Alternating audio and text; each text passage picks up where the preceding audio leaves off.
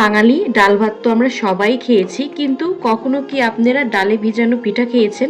আমার মনে হয় বেশিরভাগ মানুষই এই পিঠাটা খায়নি।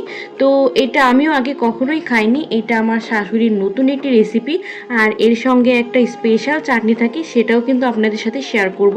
তো চলুন শুরু থেকেই শুরু করা যাক। এখানে আমার ননদ একটা রুটি বেলে দিচ্ছিল, তারপর একটা স্টিলের গ্লাস দিয়ে ছোট ছোট করে এরকম করে কেটে নিচ্ছিল। আর এরপর আমার শাশুড়ি পিঠাগুলো এরকম করে বানিয়ে নিচ্ছিল। আর এই পিঠাগুলো দেখতে কিন্তু খুবই সুন্দর হয়। আর পাশে বসে আমিও খুব মনোযোগ সহকারে আমার শাশুড়ির পিঠাগুলো বানানো দেখছিলাম। তারপর আমিও একটা ট্রাই করলাম, আমারটাও কিন্তু আমার শাশুড়ি মার মতোই অনেক সুন্দর হয়েছে। এই তো এরপর আমরা বউ শাশুড়ি মিলে সব পিঠাগুলো বানিয়ে নিয়েছি। ডাল রান্না করতে তো সবাই পারে, যার কারণে আমি ডাল রান্না করার রেসিপিটা আপনাদের সাথে শেয়ার করিনি। এই তো ডাল রান্না হয়ে গেলে এর মধ্যে সবগুলো পিঠেই দিয়ে দেওয়া হলো, তারপর ডাল বাগার দেওয়া হলো।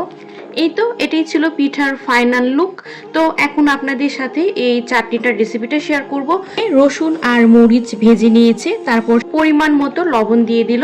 এখন এটা ভালো করে বেটে নিতে হবে। এই তো আমাদের চাটনি রেডি।